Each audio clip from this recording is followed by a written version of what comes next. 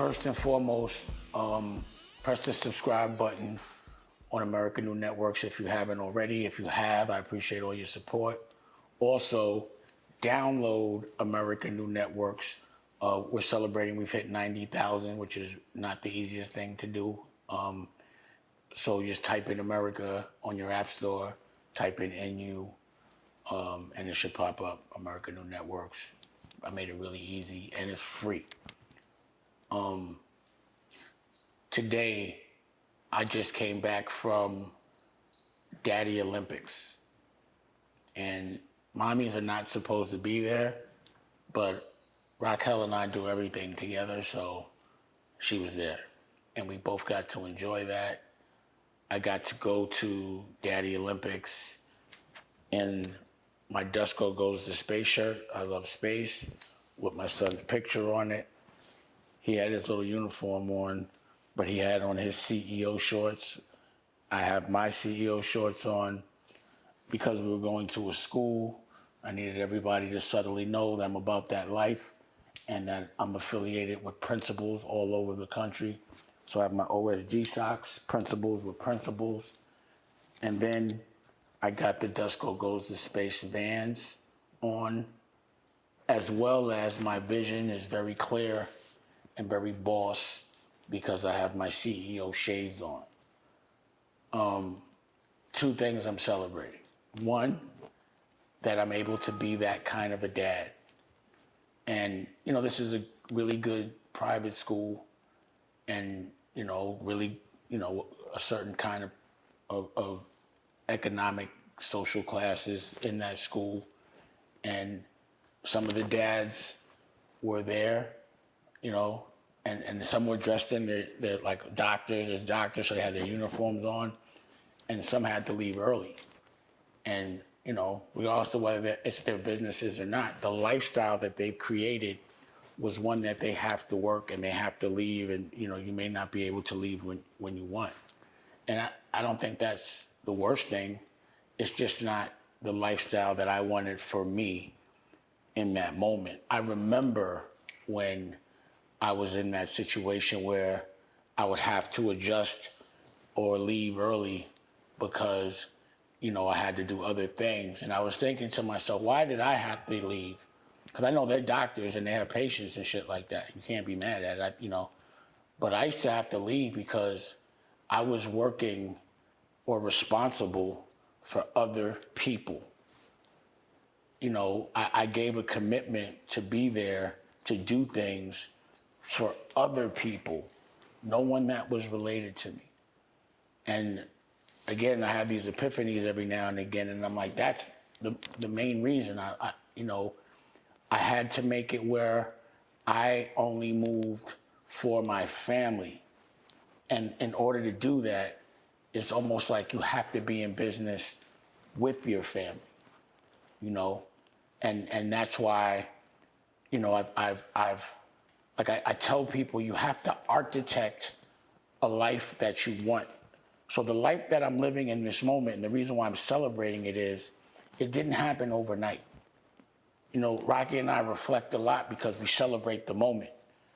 We celebrate the fact that we have a baby because we remember when we were fighting to have a baby, you know? So we reflect and we're like, yo, we've been together for or together meaning we see each other every single day for at least the last 16 years. And 16 years ago, we were only working for other people. We had art galleries in Tribeca that no one talks about, DD 172. At 23, Raquel was putting out records with Mos Def and the Black Keys, and it was her first time, so that's the reason why I think anyone can do it, you know, because I saw her do it.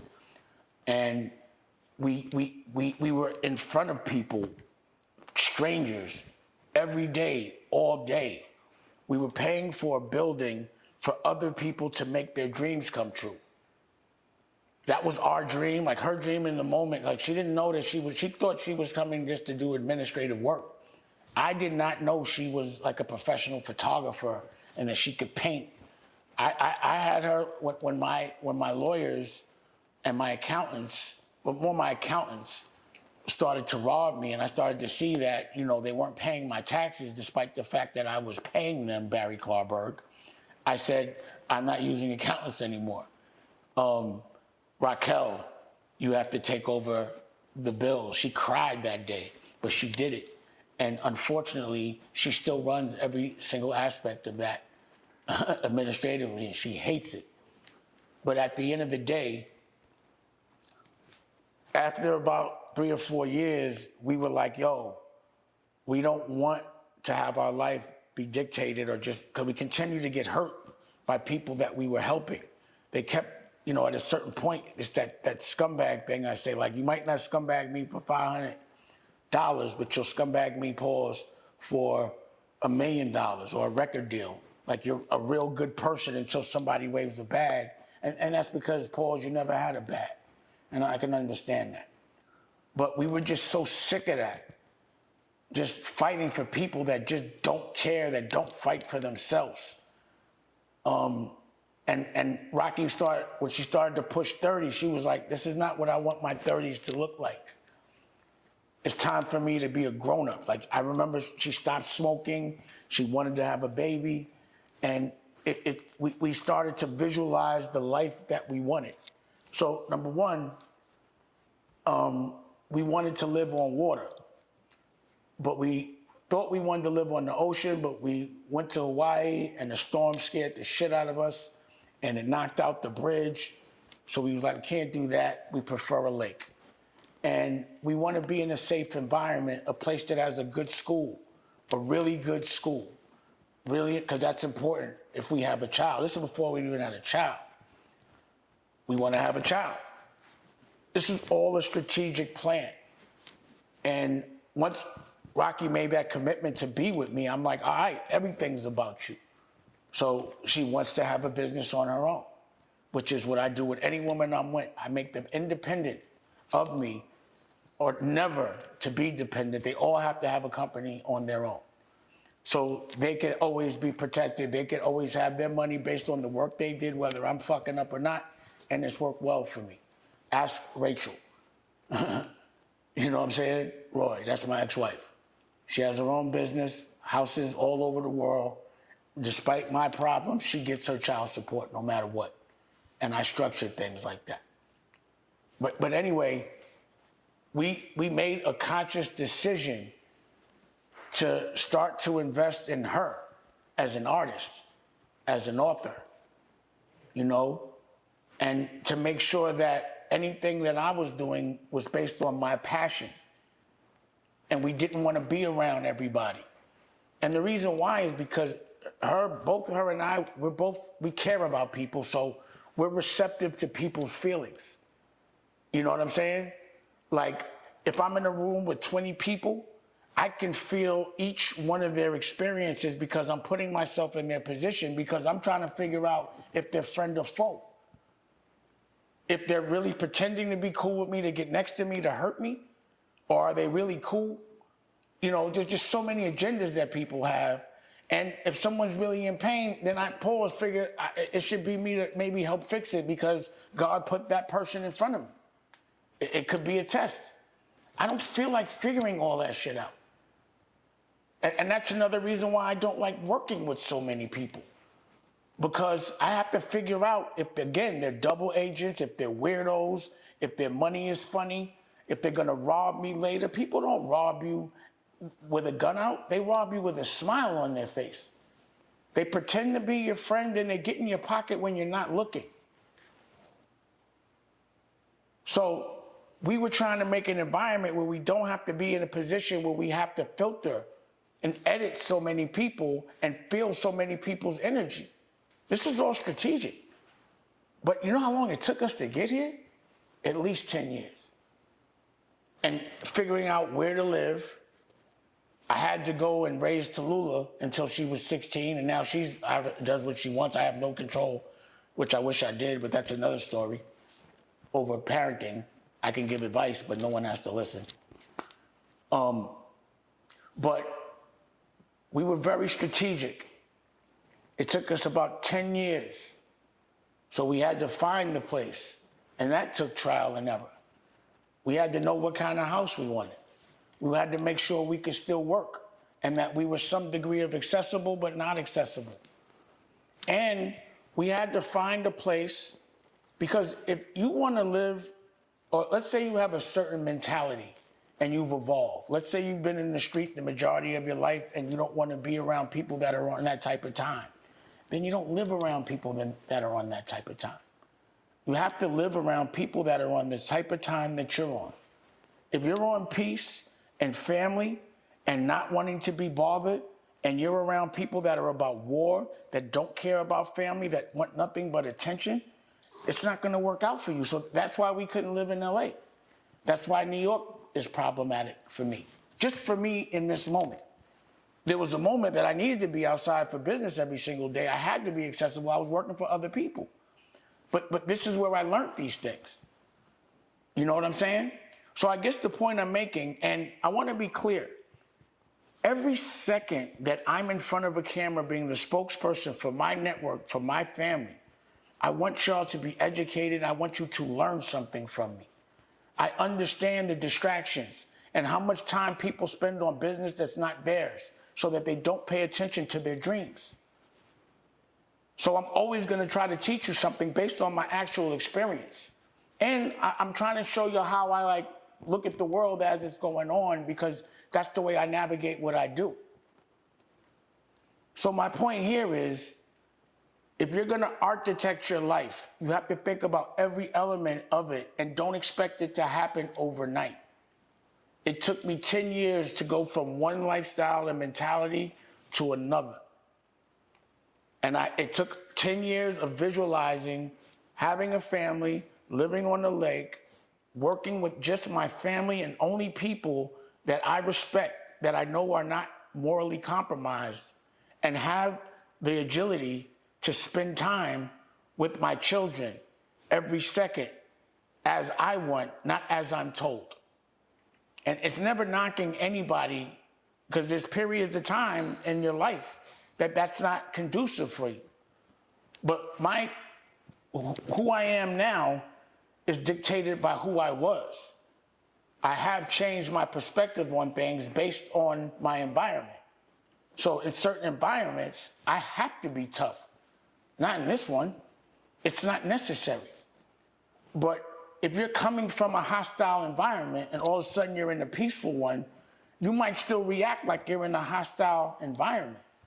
That mentality is hard to shake.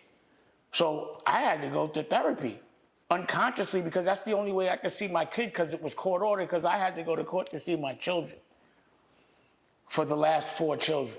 And that's the reason why I'm embracing this moment so much. And maybe had I not gone through all of that, I wouldn't be embracing this moment so much. Maybe if I hadn't have lost, someone that I was in love with, I wouldn't be so up under Raquel every single second. So as the buckshot of my PTSD, she gets a version of a man that's nothing but attentive and wants to be around her every second. So for my pain, it might have made the best one man for her, because I would never want to see her in any other environment but that. I just wanted to, say that. So what's poppin', man? What's happening? So, what do you think about the Lil Durk allegations that came out recently? So, as it relates to Lil Durk, when he was younger, when he first got in the game, I don't know how long he was in the game, but it was before the Braves. I'm actually in his music video with Governor, and Governor's like a puppy. So you'll see how old or long ago that was. And my point to that is I meet people and I have no idea what's going on in their world when they're not in front of me. I just judge them by how they act when they interact. And he was such a respectful dude. And he only wanted information on how to be better. I thought his pause, his crew was solid, And when I went to be in the video, and the reason why I was in the video was because I was in some competition. I just forgot what the, what's my man's name? What's his name that was doing Rocky? What's his name? You're not gonna remember. Forget it. But anyway, I was doing something with a film, and he was involved, and we met, and they asked for me to be in the video. And when I went to the set, we spoke, and he talked about how he wanted to be in movies.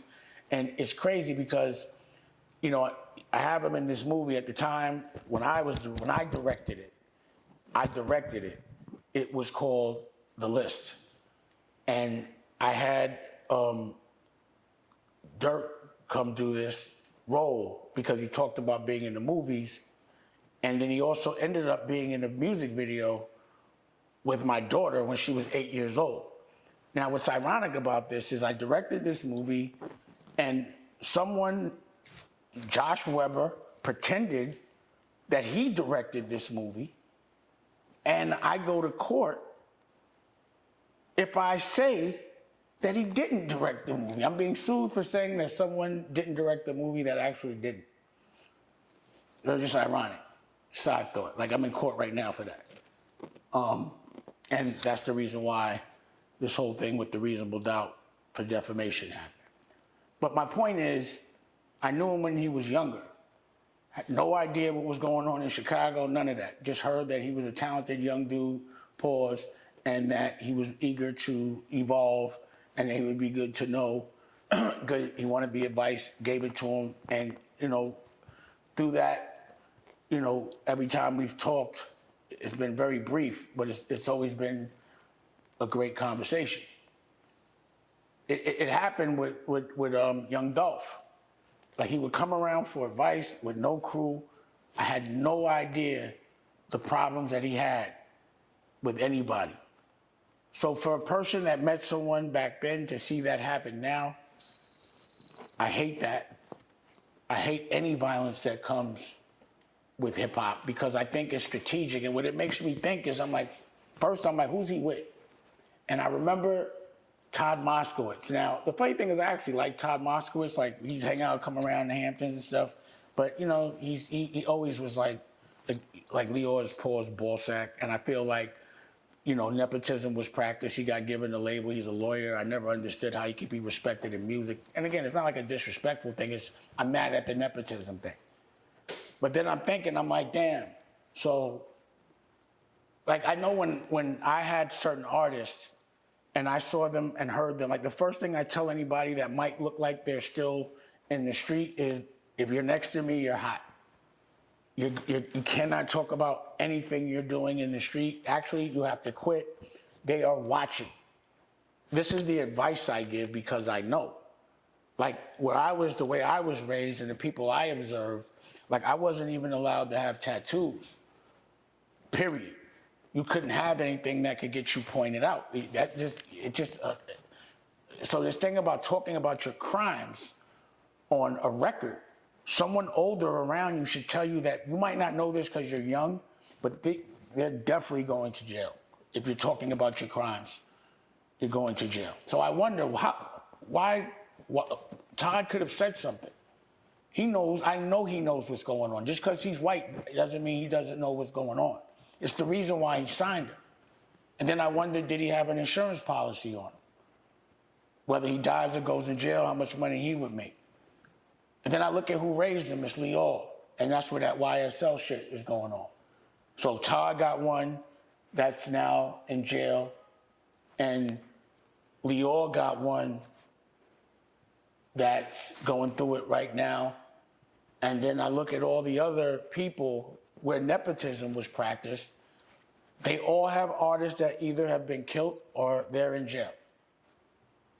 And I think to myself, I'm like, damn, is this like turned into like some kind of like police organization?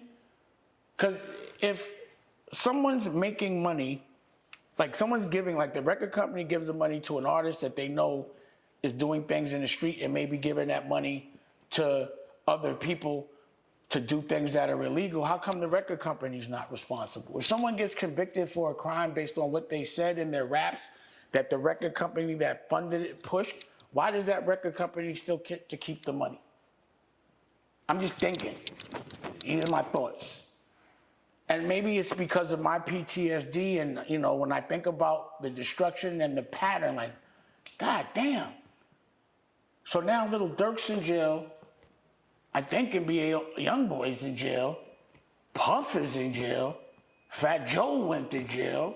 Ja Rule went to jail. Even Lauryn Hill went to jail. is going to jail one of the things, like when you're in the street, or at least anyone that's really in the street, you know that there's a really like maybe a 90% chance you're gonna have to do a bid at some point. So you shouldn't be mad when you get caught. You know it's part of the game. In this thing of hip hop, you're taking someone that just came from the street without telling them the rules of not being in the street and putting them in front of a camera where dopamine makes you high enough because you feel good that people are reacting to what you're saying to make you say things you wouldn't normally say. Sometimes I'm looking at people get interviewed and I can see the dopamine kicking in and they start saying things that are going to hurt them later. And I'm like, they're high on the dopamine. And I just feel like as an executive, someone that's been there so long, that's seen all of this, like for me, number one, the reason why I named the Philly Crew State Property is because every one of them had a case at one point. I was just going to all their court cases and all of that. It was just like, y'all just all in jail all the time. And what happens to me, when I get money with somebody, they're a certain kind of family. That's why I only like to get money with people I know aren't doing crazy things. So if they have a case, like when Beanie had a case, I was at his trial. I lived in New York. His case was in Philly. I drove up there with the business, the people that were making money from him.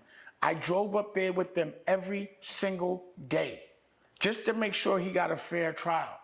Because he's my family, because we getting money together, because my family's eating off the money that we made. There's always an appreciation for that pause type of connection. So I made a movie, a documentary about the trial. We all bought suits and went and bought fedora hats just so he felt supported, because that's what your family does. And I wonder, is Todd going to give that kind of support? If he has to go, because I really don't know what's going on. And I just wish that it would stop, but I just hate that they benefit so much from it. That if you look at where the money's coming from to fund certain things when it actually happens, it's from the record sale. All the problems that are happening is because you're putting someone from the street in front of a camera, and that person may disrespect someone from the street. They get in front of a camera and they react like they're not in front of a camera. They're going with their instincts based on where they grew up and their environment. No one gives them that talk like, yo, once you get in front of a camera, it is over. And for anybody that's not getting that talk, you cannot be doing illegal things. If the person is making money off you is not telling you this, I'm going to tell you. You can't do illegal things and talk about it. You just can't do it. And I'm quite sure that it's not even people listening anymore. It's probably AI or something that any word that you say, killing, this, that, any slang, any code, it's probably a trigger that is a Fed alarm. You can't get in front of people that are going to ask you questions that you know are going to incriminate you. And if they do ask you a question that you know could get you in trouble, in that moment, please ask them why. Are you asking me that knowing that that can put me or my friends in jail? So when people do that, I don't think it's by accident. I think it's on purpose. And why wouldn't you, based on the environment right now? So again, I'm upset because I saw someone with potential get caught up again. Another artist that I met, that I tried to give some advice, that got caught up in someone else's agenda. And now someone's like, we got him too. And more have to pause come with. Hopefully, again, I just wish peace for everybody. And look who's in jail. Everybody. And if you're going to get into music business, are you going to have to say, I might have to do a bid at some point, either because I did something in the street unconsciously, not knowing that you're listening and it's illegal, or because once I made some money, I didn't know that an accountant that's not from my culture could not pay my taxes, and you could go to jail for that type of shit. Is this just one big trap? And why are we listening to those people? And this is the reason why I've architected this life. Because I don't want to have to filter. I don't want to have to be mad. I don't want to have to figure people out. The only person I want to be worried about figuring out and arguing with is my girl. And worried about my children and my family. And she challenges me every day. And that's another thing. What I like to do with people is I say, do you remember when you first met me? How shy you were, the things you were scared to do, the things you thought that you couldn't do. Now look at now. Any woman around me that I really had a relationship with. A man, to me, their job is to make a woman feel strong enough to be independent and do and make all her dreams come true on her own. You're just there to assist. But if you're with a woman and she hasn't become a better version of herself since she's met you, it's your fault as a man. Your job as a man is to make sure a woman feels better about herself based on what you've helped her do for herself. All right, Dame, so how do you feel recently about the Abercrombie lawsuit that came out? You think any of that has to do with, like, or any tie into Puff?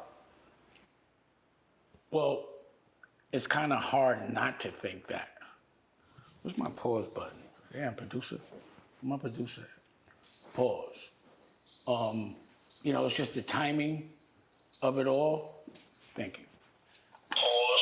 And that whole situation is one big pause, right? Pause. So there's a couple of things that I think, and again, I'm giving you my perspective because in this moment, that has nothing to do with me. Zero. It's the news. I've never had any business with Abercrombie and Fitch. I did see some of that doc years ago. I'm trying to remember it. And like for me, like Rocky was like, yeah, everybody that was a dude wanted to be a male model for Abercrombie and Fitch. And I was like, well, then they were gay. And she was like, what do you mean? I just was like, in the fashion world, it's very gay, very. But at least they're very open, like who's gay, So when I was in the fashion world daily, I wouldn't be in there, not because of like protection of gay or anything. It's just I was there with my, at the time, wife. And they were very respectful. And, but you have to have some degree of a tolerance for it. But like to be a model and to aspire to have another dude take a picture with your shirt off, for me, isn't the most masculine thing, just based on how I was raised. So there's no homophobia. I have no ill feelings toward people that are open about who they are. I think those are the people that you have to give, kudos to for having courage. But for the people that don't have courage and, act like there's something they're not and they get people jammed up, pause, that to me is a problem. But as it relates to this Abercrombie and Fitch thing, I was thinking about it in a couple of different ways. Number one, I was noticing that in all these big cases, mostly, I could be bugging, but it seems like they're mostly black DAs.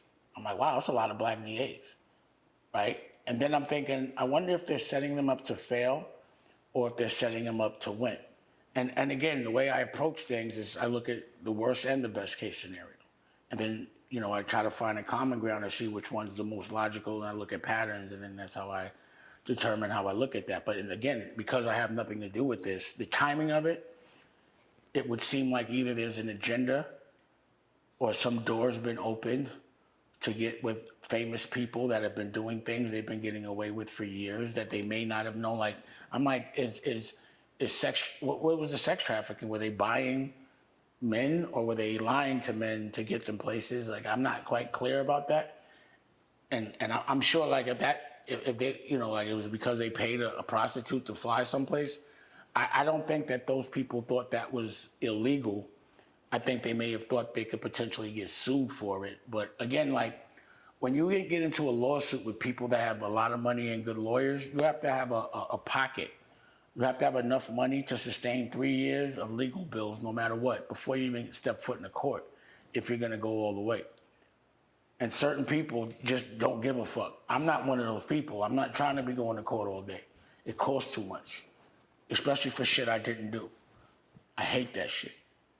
So I wonder if they knew what they were doing was illegal. It's definitely like, I can't think too much about it because the whole shit is a pause. But it could be a scenario where, because of the timing of it all, that, you know, there's some connection there. It's hard not to wonder. And then, you know, they got right out. So I'm like, damn, well, that's definitely going to be something that's going to be spoken about. But I know one didn't get out, from what I heard. So I do understand, like, maybe certain things that Puff may have done would make it where he could be a little more concerning, and he's a bit more aggressive, he's younger. And they did hold a cat that they thought had the ability to break out and could. And then I was like, well, maybe did they do it so it doesn't seem like they're only messing with Puff because he's black. But it's hard to say that when, you know, they cooked the Epstein and they cooked the Weinstein, and I heard he wasn't doing so well. So it seems like all of a sudden he has cancer, bone cancer, in prison. He's gonna die in jail. Shit is crazy. So, you know, when people get caught at 80 doing some shit, I wonder what they were doing a long time ago. Because life and things that were acceptable were a lot different. You know what I'm saying? And then the timing of everything, like I said, it definitely invokes some degree of like, is there a connection? And if they had found baby oil in there, then I'd been like, okay, this is definitely the baby oil crew. Boy, they're gangsters, but different. But I didn't hear anything about that. I saw these other cases with Puff, and again, the shit that they are saying is insane. But what I hate is that they always say there's celebrities involved, but they don't say who the names are. So they've been stringing us along for all these months. And it must be to either strategically to keep us engaged, like this is a television show, because everyone wants to know what celebrities are affiliated with it, or they're just using it to make people settle. But again, I don't think that's fair to leverage our safety and emotions so that you could squash or get a cash settlement for someone that did something that's illegal. But then I think to myself, it's the same play. Like, Puff settled that case with Cassie, but he still caught the charges. So it's almost like settling the case, to me, looks like you're admitting you're guilty, and that's when, and it's hot right now. So if I had to settle a case, I'd still be scared to death, period. Like, I don't even know, I'd be like, nah, like within that, you would have to not ever be able to talk. But even still, it's like, I'm just happy I'm not in that situation. It's hard myself to put myself in someone that vile's shoes. But it's just weird that all of this is happening right now. And then, of course, right when an election is coming, pause. And it's just so many things to figure out. And the only reason why I personally sometimes need to figure things out is because I have to look at the way I'm moving in my business and with my family. And just based on all this weird shit, because I just don't like gray areas, you know? Like, if I hear someone has COVID, then I'm just not going around them. If I hear someone has a certain kind of sexually transmitted disease, you know, more than likely it's too many other people to talk to than to take those risks. You know what I'm saying? So I'm just looking at certain things, like I don't want to do business with any exposure. And it seems like a lot of what's happening in big business is favor-based. It's relationship-based. It's how much a person can tolerate your vices, or how much of your vices that you'll show in front of somebody. And you have to get into business with people that you don't know what their vices are, you don't know what their history is, their luggage, you don't know what the lifestyle that comes with it, all that shit. That's what comes with a favor. Someone has to hang out with you, like you, and you have to have some degree of trust, some secret of society where all they ask is trust.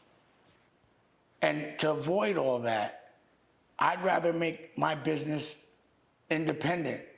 And to me, independent is transactional. It's, I don't have to be nice, you don't have to like me. if I pay for it, then I can use it and monetize it, period. I don't have to be nice. We don't have to hang out. So that's what independence is. It's paying for things instead of asking people to do you a favor that may be asking you to do them a favor that you don't understand. And they pause, dangling a dream while you're in a compromised situation where you don't have any oxygen. They're offering you a bag of temporary air when you need it the most. And in that moment, you'll make certain compromises and sacrifices, but I don't think you understand what those are. So for me to keep all the gray areas away, to not have to be friends, certain things I'd just rather not be favors. I'd rather pay for them. And that's the way I've constructed my business. I don't want anyone to buy any of my products because it's a favor. I want them to buy it because it's good. I want them to see it, not because of somebody did a favor.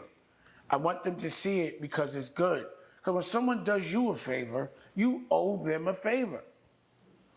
And with a transactional situation, like if I'm buying your house, you don't have to like me, I don't have to like you. The house has to be what you present it to be. I have to have the money I say I have.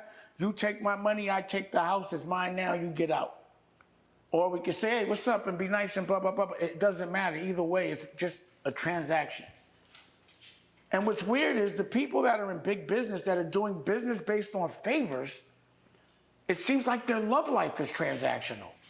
They're paying to have sex with people.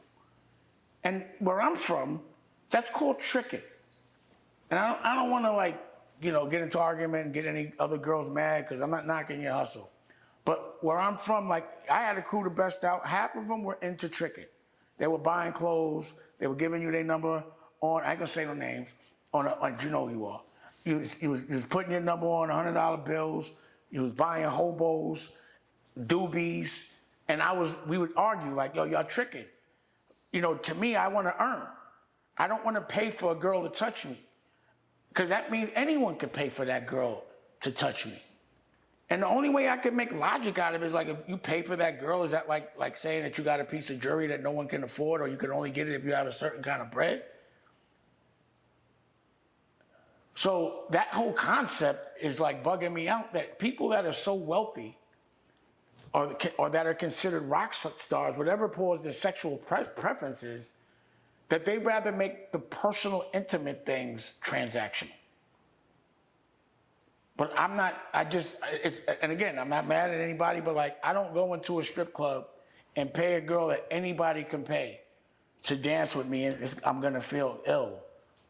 I always, when I was young, I thought it was cool to get the girls that everyone else paid for and tricked on without having to spend a dollar. That was my thing. So I just don't know what part of the game you get rich, famous, and start paying for girls or paying for, dudes, I guess. You know what I'm saying? Pause. I don't know. That's just not me. Yeah. How you feel about Elon Musk's influence? Well, this is what I'm about Elon Musk, right? Yeah. So, number one, I was in the electric car business with Malcolm Bricklin years ago. It was the Bricklin, and it was the Tesla, and it was the Karma. And, it was right before the economy had broke, and certain people would run out of funding, and, it's a small circle, so you'd end up with other people's staff in your office. So I, at some point, ended up, long story. But at the end of the day, as a businessman, I'm looking at how he's doing business. And the way I do my business, and maybe we'll call this the business lesson of the day. Business lesson of the day. I do what's called an octopus. So there's the head and then there's the legs. The legs are the verticals, the different businesses, and the head stimulates everything. So I'm looking at his octopus, pause. So there's Elon Musk, then there's Tesla, there's SpaceX, then there's now telephones, there's internet, Starlink, there's all these different verticals that come with Twitter. There's all these different verticals that come with data and control, right? So like my verticals are more like entertainment because they're things I enjoy. You know, they're a television network, which is American News. There's the clothing line, which is CEO. You know, there's the children's division, which is Applefish Kids, and the books, and you know, so on and so forth. There's all these different verticals, and you know, the Dash Group is at the middle. It's the octopus head. I have created an octopus based on being able to control my family's life and being creative and being able to monetize it without having to deal with any weirdo shit. He's verticals are based on controlling the world. And if someone has that much power and smart enough to be thinking about life on Mars and having control of your internet and your phone and your car and everything that connects you to the world and has so much access, because Twitter is just nothing but data.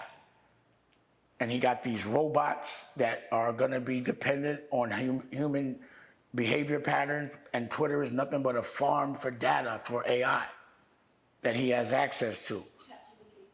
And ChatGPT as well. He owns that? Elon owns ChatGPT? Yeah, I just looked it up. Wow. That's scary. And remember, when you work with data, you have to give it data. So now Founded it. you founded ChatGPT? You co-founded ChatGPT? Whew. He co-founded OpenAI. Damn. Musk founded OpenAI That was why he bought in Twitter. 2015. Although he resigned from the board in 2018, he remains Yeah, co-founder. I got it. Yeah, I didn't even know that. So yeah, he's a powerful person for sure.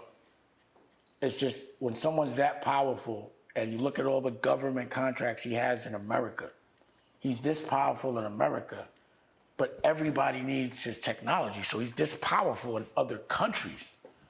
So we better hope he's a good dude. That's what we better hope. We better pray that Elon Musk is a good dude.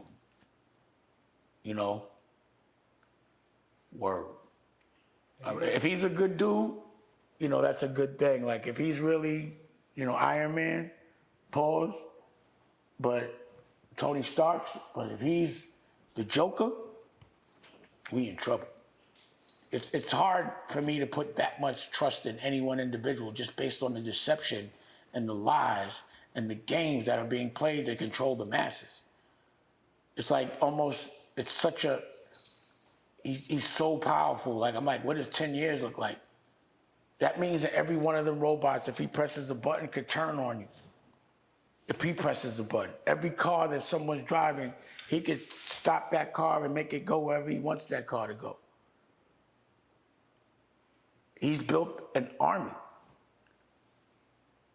So for me, it makes me be like, damn, I gotta go.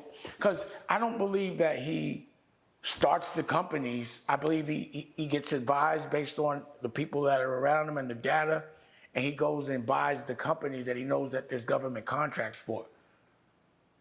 I don't think he's the founder of them per se, but if he is, you know, he's brilliant. But I know one thing that he has that no one does, that most people don't. A father that knew how to raise money. A father that understood EBITDA and knew about debt structure.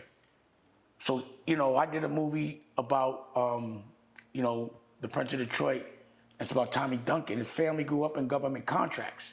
He only knows how, you know, government contracts. And that's all he needs to know. He just sold a company for $120 million. But my point is, if someone that's in your family is doing it, then they can pass you every trick since the day you're born. You only know it because it's all you're watching. Like, look at Bronny. Like, you know, I'm not going to say that nepotism wasn't practiced, but he had to be good enough to at least dribble that ball in a pro environment. And he had to be taught by the best to know how to do certain things and what exactly you have to do as far as practice to get to a certain level. And you could teach him all the politics. That kid probably eats and sleeps basketball because that's all he's been around. So even if he's not skilled enough at it, he will be skilled enough at the business of it if he's inspired by it to do it. So, again, we're all first generation. Elon is not. And we all get into this business with no guidance.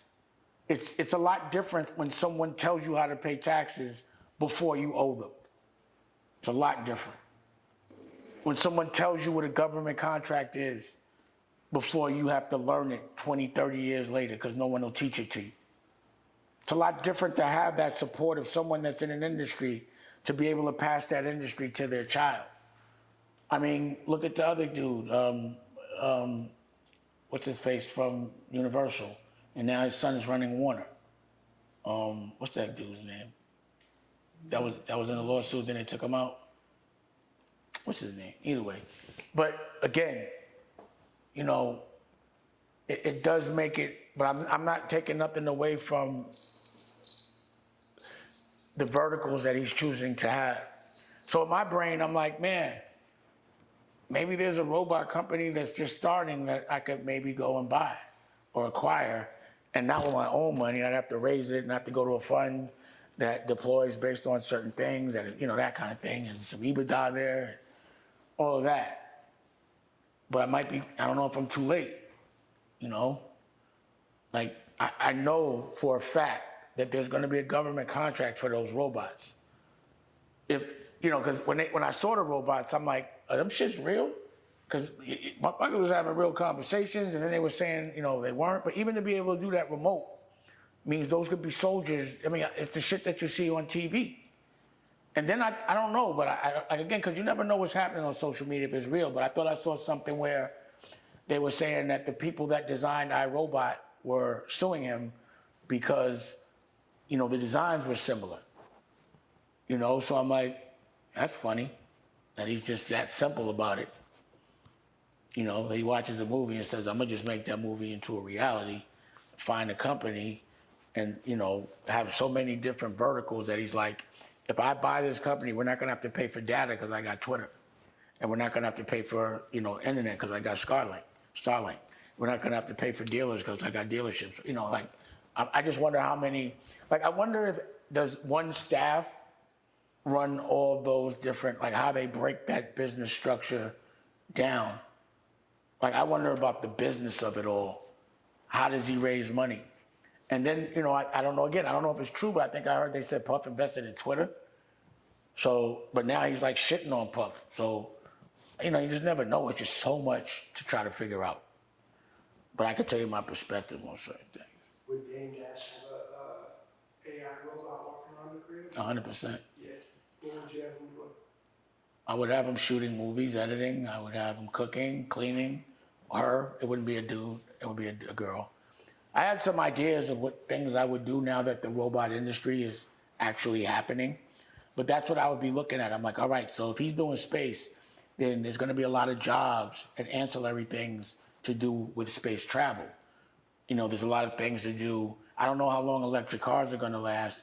I had heard that hydrogen cars was the next thing, and that's what Malcolm Bricklin told me. He was right about the electric cars, so we'll see.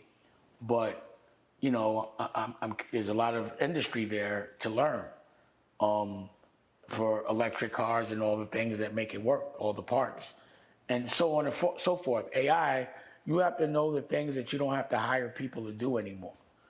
So I could get a script written, and with my ideas, broken down like an AD and assistant director would break down, budgeted like a line producer, have a shot list like a DP. I could do that shit in 5 minutes if I have all the information, and it won't cost $1. There's things that are coming up that have definitely eliminated my need to have to pay for certain things that I had to pay for before. How important do you think it is about us, learning social patterns and studying wealth? Well, this is the way I see things, right? I was at a party once with Kanye, and Rocky was kicking it with his girl, Elon Musk girl. What was her name? Grimes, right? And I didn't even know. Like, I'm like, she looked like she was cool, and I was like getting at him a little bit, asking him questions. You know, the shit that probably everyone asked him, but I still needed to know if there's aliens and shit like that. But I was telling him about the car shit. But what I was thinking is like a guy like that seems to be socially sort of like, you know, he has Asperger's, it seems like, would not be in social environments a lot. Why would they enjoy being in a social environment? Or Mark Zuckerberg or Jeff Bezos? Because they weren't doing that before. It's because they're studying people. I know because when I'm in those environments, as a businessman, I'm looking at what people are reacting to. Like, oh, they wearing this? Like when I went to my son's Olympic thing, dad's Olympic, I'm looking at all the kids, all the adults were wearing these, what's the name of them sneakers? On. I'm like, what the fuck is, I'm like, what are these On sneakers? Like, what is this? Why are everyone wearing them in different styles, all these white people? Like, is this some new white people shit I know about? Like, is it like New Balance? Like, what's going on? And I just missed that whole wave. You know what I'm saying? Like, I just didn't know. I forgot what my point was there, but... Social patterns. Oh, so what I was doing, right, because it fucked me up so much. So what I was doing was I was studying a social pattern. Like, look what everyone's wearing. Like, I always want to know what people are listening to, or what, you know, when I'm outside, I'm studying people. So I think that the people that are controlling the masses, when they're outside, because I know when I'm outside, I'm studying people. You know, I called a friend of mine for some advice the other day that's really a CEO, and she sits on a lot of boards. You know, Rocky was there. And when I first asked her, the first thing I said, she was like, I only have 10 minutes because I'm going to work out. So you have to be clear. And I was like, that's exactly what a CEO says. And what she was doing was working out. All CEOs work out an hour a day. And just the conversation, without her talking about business, the conversation is just different. You could tell the way or what a person does just based on the way they answer certain questions, because a CEO is supposed to be doing certain things daily if you're a CEO. And what I find that people think are offensive, it's like, or what I find is that people think that everyone is dumb. So they tend to explain their question instead of asking it. They tend to explain an answer instead of just saying yes or no. And the reason why is because they don't think, or at least this is what I think, they don't think a person will understand the question or understand the answer, or the answer is such bullshit that you have to quantify it before you even say it. So it's a little bit of a con. So for me, the short answers are the best ones, the direct answers. And I find that real business people answer things with a yes, a no, or what time. They have calculated what their future looks like daily. And they take time to invest in their health. You know? So I was, you know, Rocky and I have always been studying farming. Number one, we don't trust people to feed us. And number two, we want to be self-sufficient. So any time we're looking at property, that's always the intention. And Farrakhan taught us this, how important it is to grow your own food, which is a lesson he's been trying to teach that no one pays attention to. But I think, you know, that was one of the things that people should focus on, because that's the stuff that we were talking about. And she was like, I was talking to one of my friends, and, you know, again, I don't try to do the politics thing, but, you know, she was like, oh, you want a homestead? And got, you know, Rocky said homesteading, and she got really, everyone got excited, because she's like, you know, one of these people that are into a lot of the conspiracies and blah, blah, blah. And I'm thinking, I'm like, Rocky was explaining to me that it's a very thing that's a very Republican thing right now because you don't trust the food, and I don't trust the food. I'm not gonna say I'm Republican, you know. But at the end of the day, what she didn't like about it, which I agree, is she was like, but it just seems like it's pushing an agenda of women going back to getting in the kitchen and working and just doing women things. And I'm like, well, I don't agree with that. And I'm just thinking, like, I'm in Florida, and there's things I agree with Republicans, and there's things I agree with Democrats. You just have to take a little of each. And I wish there was a common ground. Not everyone's going to agree on everything. So it's kind of hard because sometimes I say things and people are like, you sound like a Republican. And I'm like, I like to be able to hold my gun. But at the end of the day, I would love an executive order that would make weed legal. I personally believe that women should be in control of their rights, period, because it's a woman, period. A man should never tell a woman what to do. That's just about what she knows more about. Like, a woman shouldn't tell a man how to deal with man shit. That'd be like, to me, like a woman like, yo, you shouldn't be jerking off. Pause. Like, how you gonna tell me? Like, you can't tell a man to do the shit that men do. Like, I can't tell a girl about a period. You know what I'm saying? I can't tell her, like, you shouldn't be, you gotta push through that. Like, I never had a period. Or a woman telling me I shouldn't defend my woman or want to make sure that I pay for everything, even if she can afford it. But, if I have a consistent pattern of taking care of things, then at some point, sometimes we gotta help each other out. So it's hard. It's not any pause, not for me. I know what out of everything, like, I just take bits and pieces and I just suggest that's what people do. Not pick a side, just pick what you like. And if you're in a state that's a state that you don't like certain things, then you shouldn't be living there. But what I do know is, like, we wouldn't feel comfortable at our age having a child here because Rocky wouldn't be able to make any decisions. And that's not fair. And that's just my position on that. You want to talk about the Harlem mentality, like what makes Harlem different? So, I started doing lives this week with Big Face Gary. And Big Face Gary was, part of the Best Out. I don't know if he ever made the shirt. You ever run the shirt, Big Face Gary? We gotta see. But he also went to jail, came home, gave him a job at Rockefeller. He ended up A&R'ing a lot of state property stuff.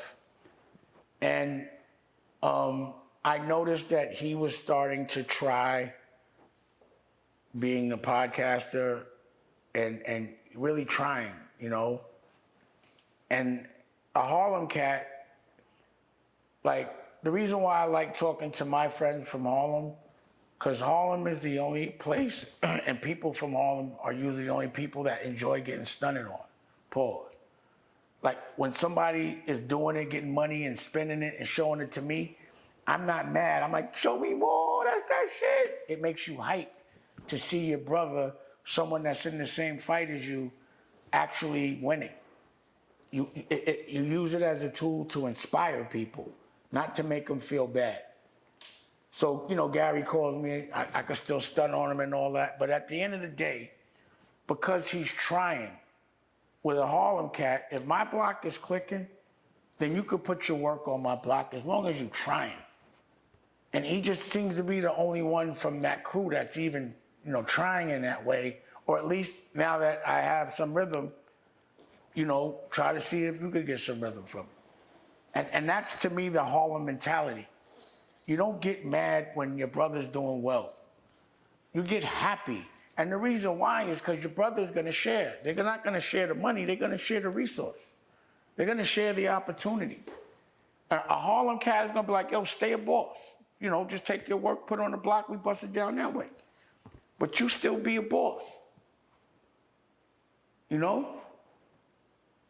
So I just, I think people just don't understand that way.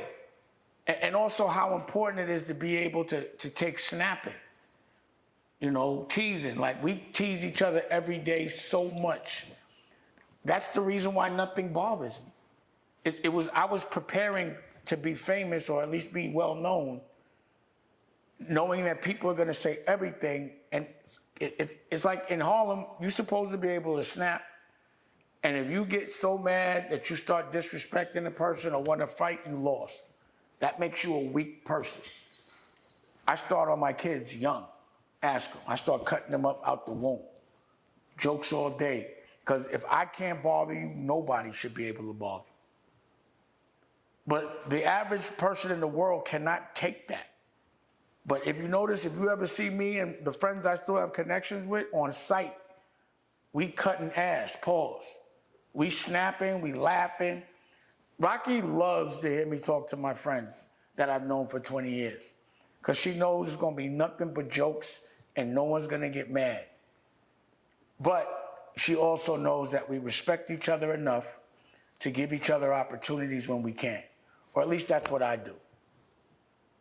So whether people understand the power of having your own television network, y'all get it later.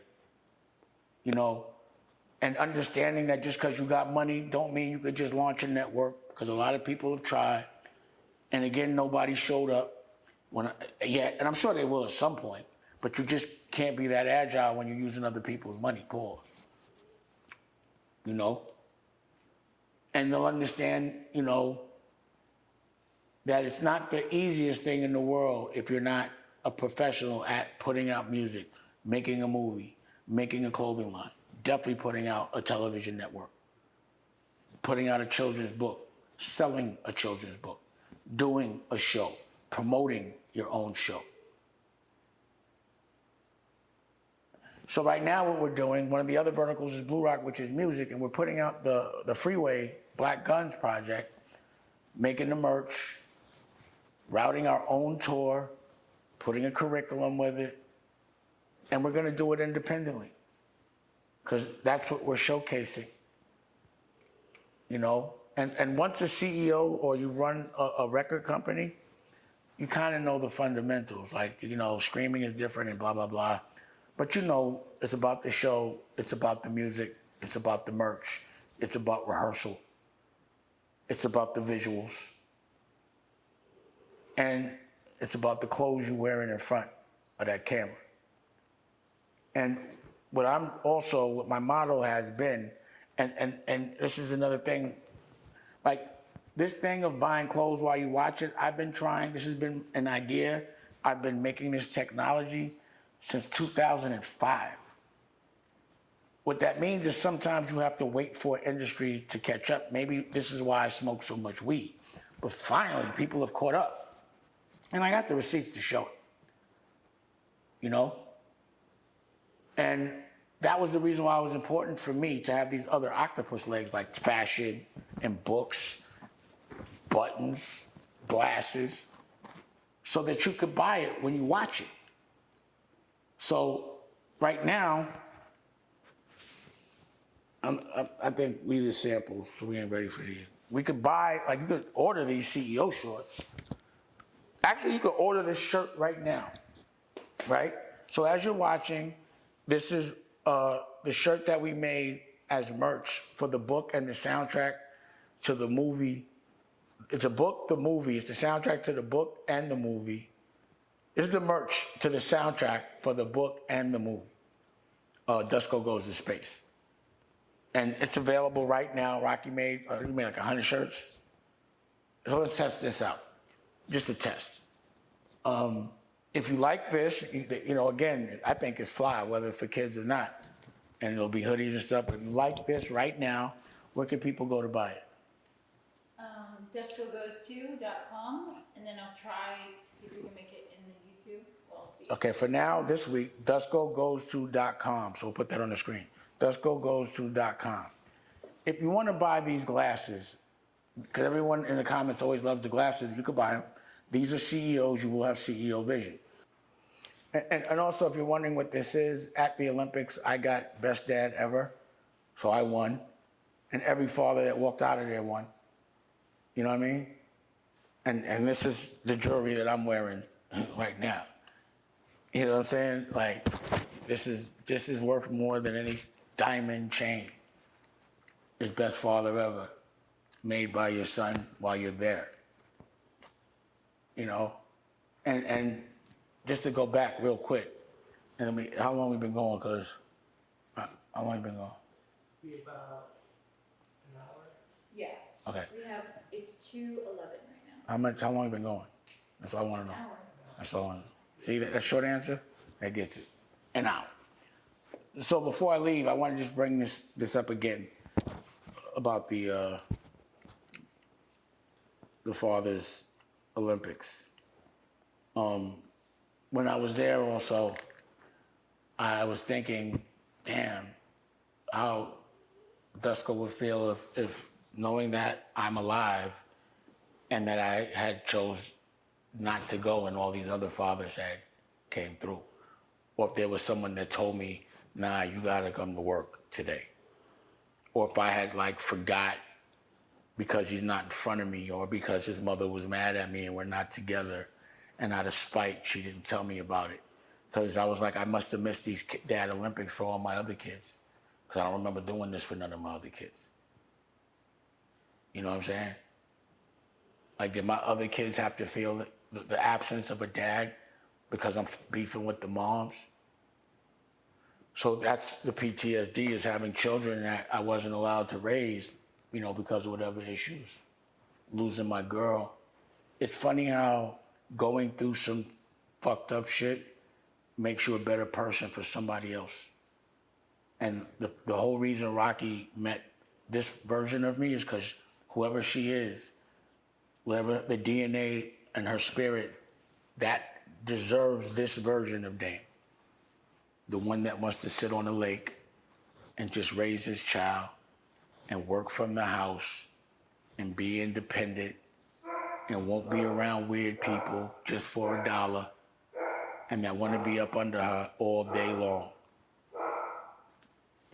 And I want to have 4 dogs and a family. How? So this part of the show I wanted to dedicate to questions that the people that are watching the interview want to ask, because I want to make sure y'all get the information that you want. So I'm going to do what we call the fast track. And Raquel's going to ask me certain questions from people that sent. I think she put up a Q&A kind of thing on my DMs, and she got like 3,000 questions. So we're going to go with the question. All right, first question is from Louis Fairbanks. Do you remember meeting Jaguar Wright when she did Unplugged with Hope? Who's it from? So Louis Fairbanks is asking if I remember meeting Jaguar Wright during the Unplugged. Yes, definitely. But it was casual. You know, obviously in that moment, a lot of things hadn't transpired yet. So it was just a very casual, very polite, from what I remember. You know, for the Unplugged, it was my idea to record it, to make it into an album, so Jay could hand it in and it could be considered one of his albums. And it went gold. But I would have never thought, I didn't know that I didn't see any of that. I didn't know they had any kind of relationship at all. Okay.